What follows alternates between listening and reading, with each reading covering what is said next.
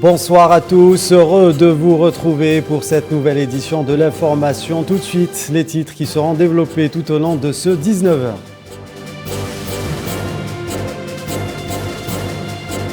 Le 6e sommet Union européenne-Union africaine s'ouvrira demain à Bruxelles. Objectif de ce sommet, approfondir la coopération et renforcer le partenariat.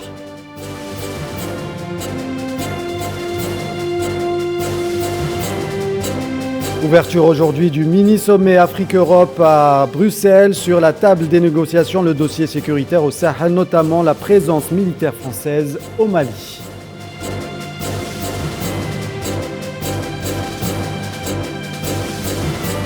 Libye, 54 membres du Haut Conseil d'État votent contre la décision du Parlement et par conséquent contre la nomination de Fethi Bachara en tant que Premier ministre du pays.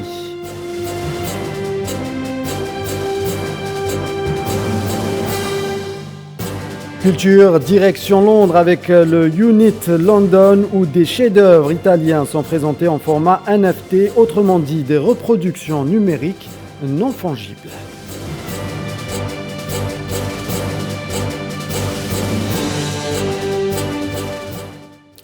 Et nous entamons cette édition par le 6e sommet Union européenne-Union africaine. Il s'ouvrira demain à Bruxelles sous le thème Afrique et Europe, deux continents avec une vision commune d'ici 2030. Objectif de ce sommet, approfondir la coopération et renforcer le partenariat. Cet événement sera également l'occasion de trouver des solutions aux multiples crises marquant la conjoncture actuelle. Sofiane Barouti. Le sommet de Bruxelles s'ouvre sur la volonté affichée d'approfondir le partenariat stratégique entre l'Union africaine et l'Union européenne. Cet horizon vital, dans une conjoncture complexe, devra créer les bases d'une relation harmonieuse au diapason des évolutions qu'impose la nouvelle configuration internationale.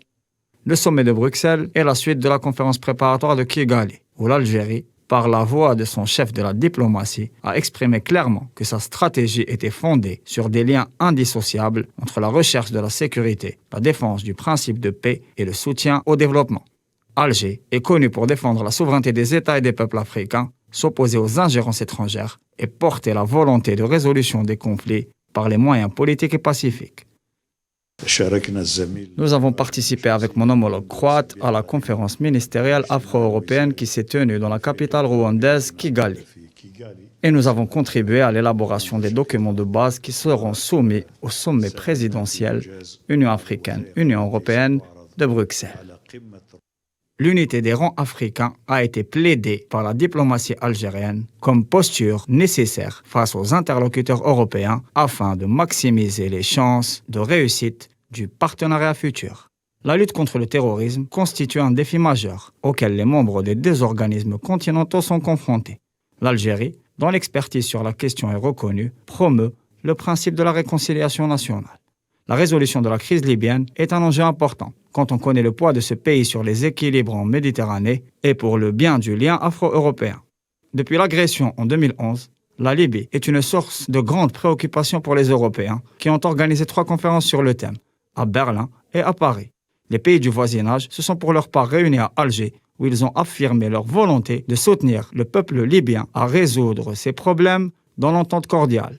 La Tunisie et l'Algérie ont toujours parlé de la fin du conflit en Libye, de l'union nationale, du fait de l'importance que les mercenaires les miliciens doivent partir du pays et désarmer les milices, qui c'est un peu la question diplomatique plus importante qui a été toujours cité par les Nations Unies et les représentants qui se sont suivis dans les dernières années. Mais il y a même tout ce côté sécuritaire qui est très important pour les pays du voisinage, pour les pays à côté de la Libye, donc l'Égypte, l'Algérie, la Tunisie et l'Italie de l'autre côté, mais même la France, l'Espagne, la Grèce, qui sont tous ces pays-là sont concernés par... Les pays méditerranéens.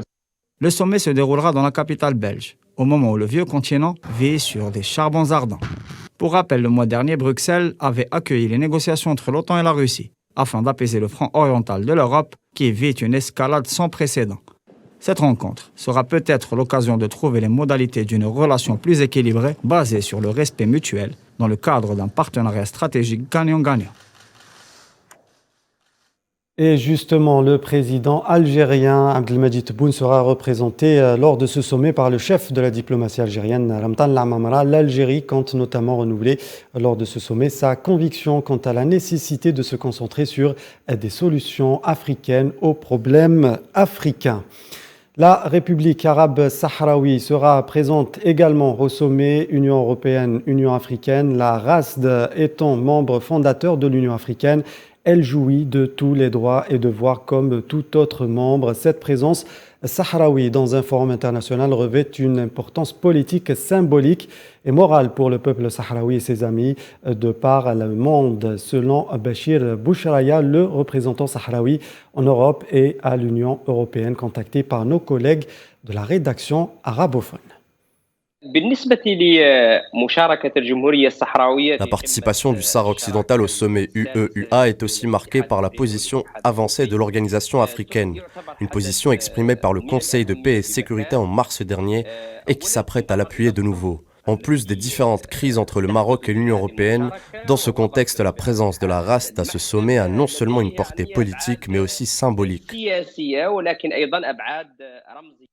Et nous vous le disions en titre, ouverture aujourd'hui du mini-sommet Afrique-Europe à Bruxelles. Un rendez-vous crucial attend les partenaires européens et africains sur la table des négociations. Le dossier sécuritaire au Sahel, notamment la présence militaire française au Mali. Leïla Gertal. Un rendez-vous crucial attend aujourd'hui les partenaires africains et européens sur la table de ce mini-sommet convoqué à Bruxelles par le président français Emmanuel Macron. Le dossier sécuritaire au Sahel, un dossier brûlant, sensible et tellement d'actualité, surtout au vu des dernières évolutions dans les pays de la région qui connaissent de véritables mutations politico-économiques, en l'occurrence au Mali, au Burkina Faso ou encore plus loin en Guinée. Une sorte de reconfiguration géopolitique et un nouveau géopositionnement de ces pays qui souhaitent jouer un rôle plus important dans les prises de décision et le choix des partenaires plutôt que d'assister passivement au déroulement des événements dans leur pays. Le Mali a déjà annoncé la couleur, d'autres pays de la sous-région lui ont emboîté le pas. La présence militaire dans la région, notamment la force Takuba, incluant les forces françaises Barkhane, ne sont plus désirées au Mali, selon les autorités de transition maliennes. La France doit donc annoncer aujourd'hui si oui ou non elle procédera au retrait de ses troupes et si tel est le cas, comment se fera ce retrait, en tranches ou progressivement, comme ce fut le cas pour les forces américaines en Afghanistan. Mais la question n'est toujours pas tranchée car l'opération en soi représente un processus extrêmement long, même si le Danemark et la Hongrie ont déjà commencé l'évacuation de leurs troupes. Rappelons à toute fin utile qu'ils sont quelques 25 000 hommes déployés au Sahel, dont environ 4 300 sont français dans la force Barkhane. La France, qui sent le vent tourner contre ses intérêts au Mali, parle déjà de renforcement de la coopération avec le flanc sud, entendre par là le Niger. Dans le nord du Mali, des combats violents opposent depuis le début du mois les deux mouvements rivaux du Sahel. Depuis lundi, des combattants, pour la plupart basés au Niger et au Burkina Faso, font un retour en force dans la zone de Tessit qu'ils contrôlaient depuis plusieurs mois. Les combats ont déjà fait des morts dans les deux camps. Aucun bilan officiel n'a encore été communiqué. Et justement, la situation sécuritaire au Mali, ça sera le sujet traité durant le Zoom de ce 19h, juste avant la fin de cette édition. Nous restons au Mali. Les autorités maliennes de transition poursuivent donc activement l'élaboration de leurs nouveaux partenaires internationaux après plus de 9 ans de présence française et européenne dans ce pays dans le cadre de l'opération Barkhane. Pour rappel, quelques 25 000 militaires sont actuellement déployés au Sahel. En Algérie, le sommet arabe est prévu au 3e trimestre de cette année. Déclaration de Abdelmadjid Tebboune à la télévision nationale lors de son point de presse hebdomadaire. Je vous propose de l'écouter. في حتى خلاف بالعكس ما وجدنا إلا التشجيع عند الأشقاء قادة العرب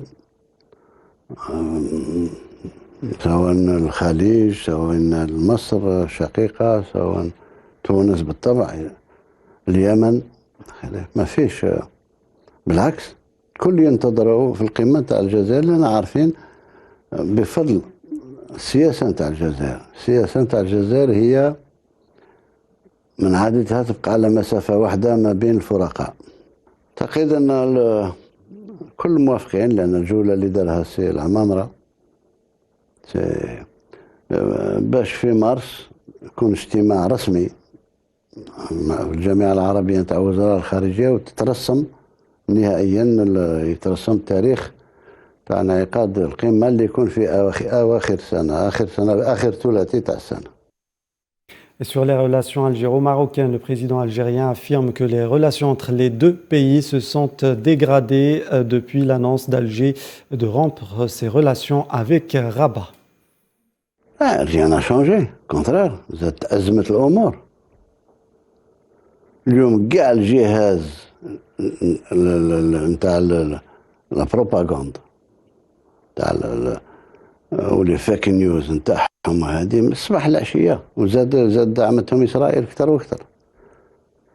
شوف المواطن عارف كل ما يمس الوحده الوطنيه كل ما يحاول يضرب الجيش في الصميم كل ما يحاول يخلق مشكل بين الرئيس والجيش وفلان فلان كلها يعني بروباغندا جهاز اللي مسخروا للجار للجزائر وزاد دعموا فيه إسرائيل وتبعوا لي زادريس اي بي مثل ما يقولوا الباب اللي يجيب الريح سدوا واستريح.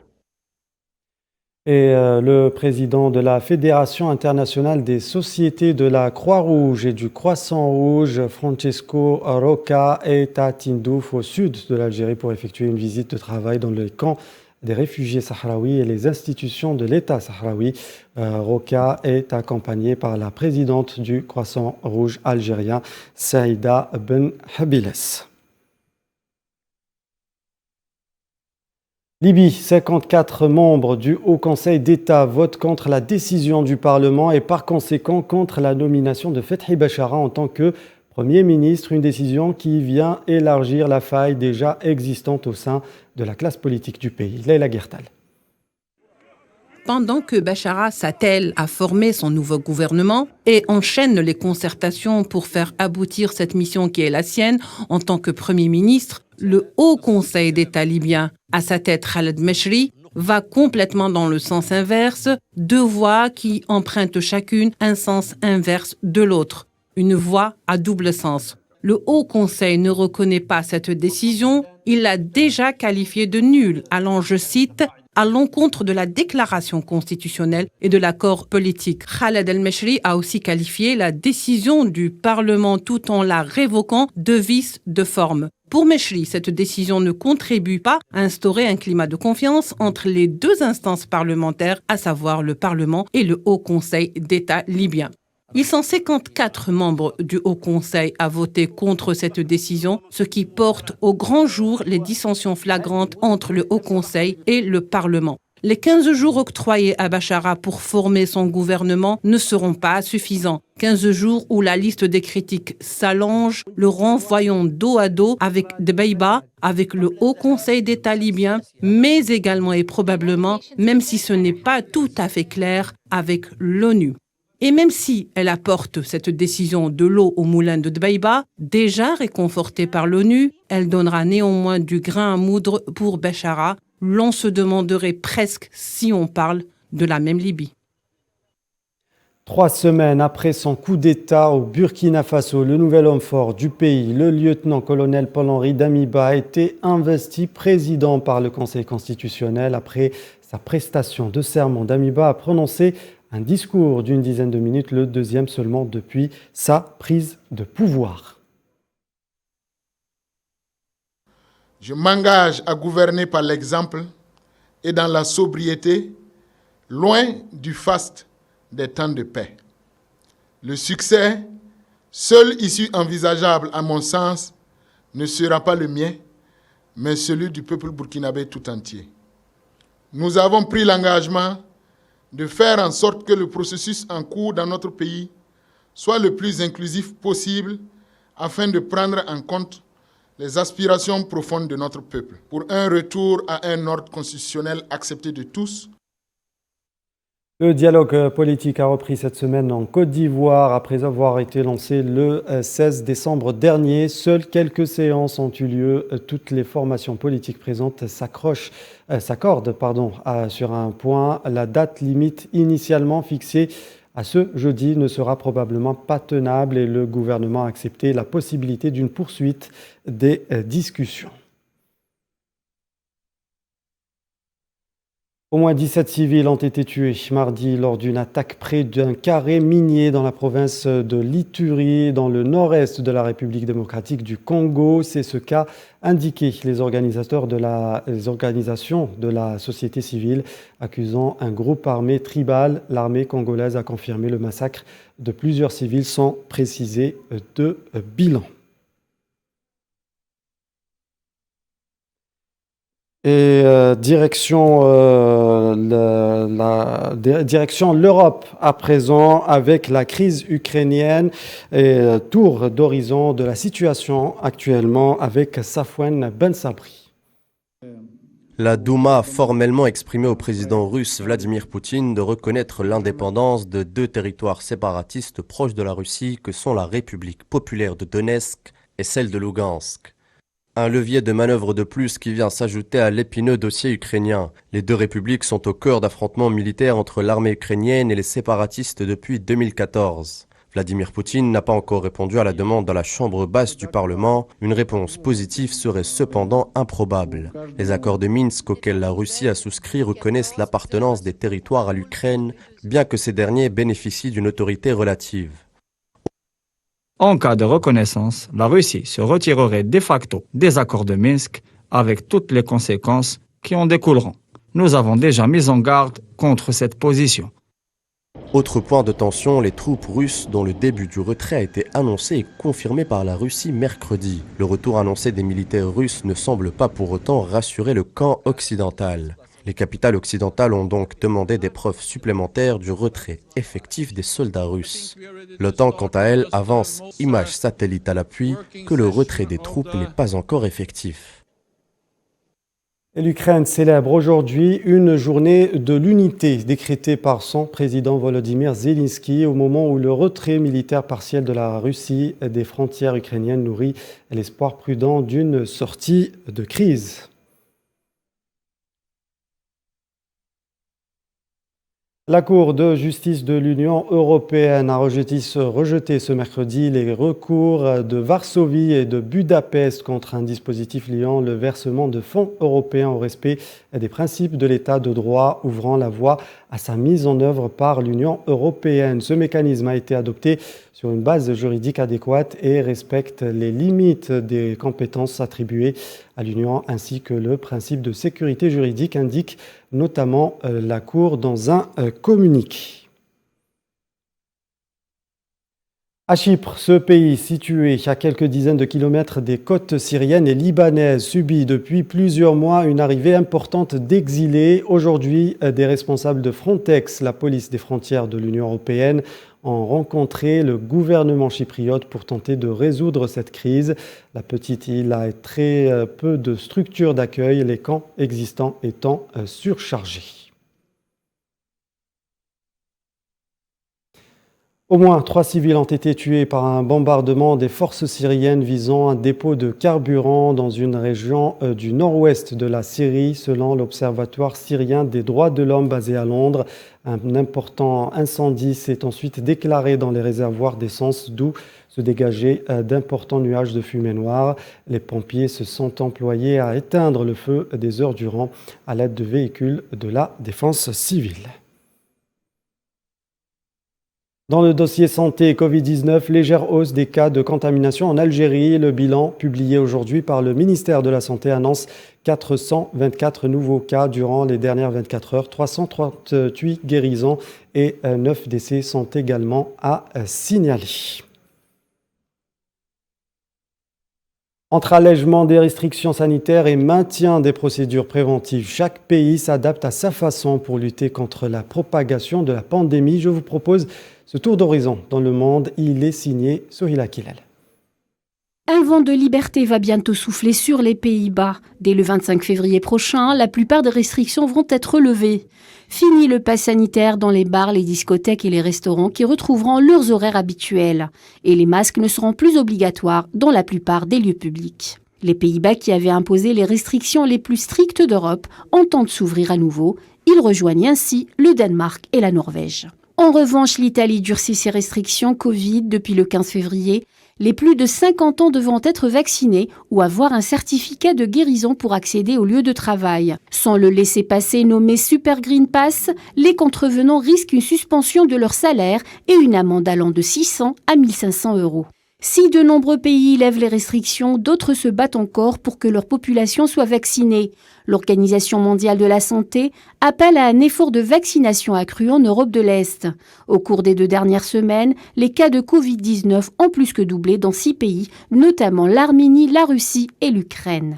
Quant au Canada, même si les autorités ont lâché du lest concernant certaines régions frontalières avec les États-Unis, en revanche, la tension reste toujours palpable à Ottawa avec le blocage des camionneurs. 34 personnes ont perdu la vie à la suite de pluies diluviennes qui ont entraîné des glissements de terrain et inondations à Petrópolis, près de Rio de Janeiro, au Brésil, a annoncé la mairie de cette ville touristique du pays. Le bilan a ainsi quasiment doublé depuis la veille. Il faisait état de 18 morts. Cette ville a reçu en moins de 6 heures plus de pluie que celle qui était prévue pour tout le mois de février. Le bilan pourrait s'alourdir. Aucune information n'ayant été communiquée à ce stade sur le nombre de disparus. En Équateur, la violence atteint des niveaux records, encore exceptionnels. Il y a quelques années, les assassinats par tueurs à gages sont désormais monnaie courante en Équateur. Résultat de l'affrontement entre gangs et cartels de la drogue pour dominer de nouveaux territoires. Depuis le 1er janvier, les autorités ont déjà ainsi saisi plus de 25 tonnes de drogue, un chiffre record dans le pays. Et l'ancien président du Honduras, Juan Orlando Hernández, s'est rendu à la police. Il est sorti de sa résidence située dans la capitale hondurienne pour être conduit devant un juge. Son domicile était cerné par environ 600 policiers depuis lundi soir, lorsque la demande d'extradition de Washington a été transmise à la justice hondurienne.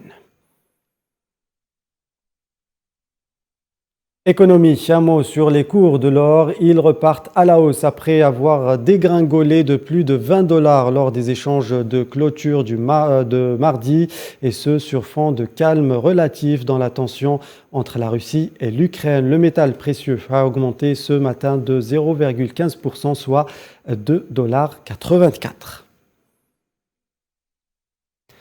Sport, football, poursuite des matchs allés des huitièmes de finale de la Ligue des Champions ce soir. Plusieurs matchs sont prévus à partir de 21h. Le choc de la soirée se jouera à Giuseppe Meazza entre les Reds de Liverpool et le champion d'Italie en titre, l'Inter de Milan. Autre match à suivre de près, le club autrichien Salzbourg accueille les Bavarois du Bayern de Munich. A rappeler qu'hier soir, le PSG a réussi à arracher la victoire à la dernière minute face au Real. Score final, 1-0 dans l'autre fiche de la soirée. Le Sporting Portugal a lourdement chuté à domicile face à Manchester City sur le score de 5-0.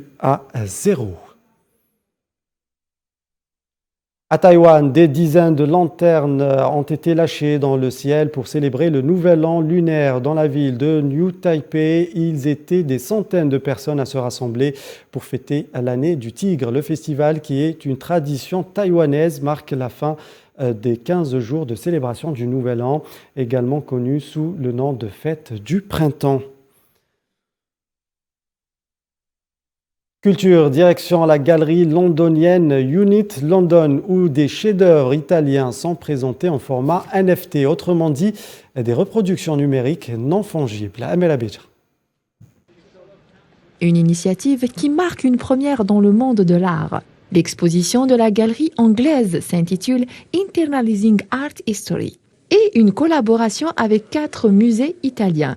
La galerie londonienne présente des répliques identiques aux originaux qui peuvent être achetées sur les plateformes appropriées. Une partie du bénéfice sera versée pour la conservation de ces chefs-d'œuvre. Joe Kennedy, directeur de la galerie d'art, revient sur cette exposition. Je pense qu'il s'agit d'un tout nouveau concept, sans précédent au Royaume-Uni du moins, et je pense que les musées et les institutions culturelles l'adopteront de plus en plus pour faire avancer leur histoire. Et aussi, trouver des moyens de leur permettre de garder les lumières allumées et de continuer à faire ce qu'ils font pour les artistes et pour le public qui est autorisé à voir les œuvres. Les œuvres d'art de Leonardo da Vinci ou bien de Francesco Haie sont affichées sur des écrans. Les encadrements, quant à eux, sont fabriqués à la main, venus directement de Toscane. De chaque œuvre, il n'y aura que 9 éditions, créées avec le partenariat technologique de Cinello, une société italienne qui a breveté une nouvelle technologie pour la création du digital artwork. Le marché des NFT s'est envolé en 2021 avec des échanges représentant 44,2 milliards de dollars au monde. La représentation de la renaissance de l'art moderne en Italie en forme NFT se déroulera jusqu'au 19 mars de cette année. Place à présent au Zoom du 19h.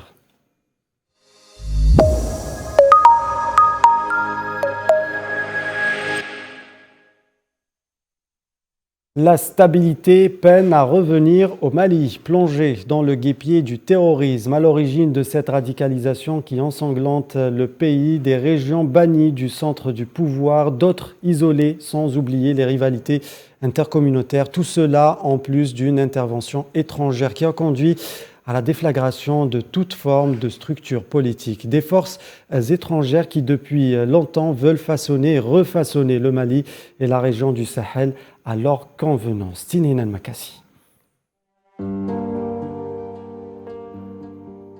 Le Sahel, ce vaste territoire, autrefois royaume des empires puissants, est aujourd'hui au cœur d'un des principaux abcès du continent africain. Maintenant, toute la région dans un chaos quasi permanent et empêchant toute perspective de développement durable et de stabilité politique. Le Sahel attire les convoitises des puissances coloniales déjà au XIXe siècle. Ces dernières vont attiser les rivalités déjà existantes entre les différentes ethnies. Des rivalités nourries un peu plus tard par les gouvernements issus des indépendances pour servir d'un côté leurs intérêts personnels et de l'autre ceux de l'ancienne puissance coloniale. Nous vivons aujourd'hui des situations que nos ancêtres, au temps du Ghana, du temps du Mali, ont connues. C'est-à-dire il y a une composante arabo-amazigh islamiste qui est revenue mieux armée du nord-est pour soit les convertir ou les asservir. Il y a à cette faveur-là des alliances, des cooptations, des résistances, il y a des trahisons.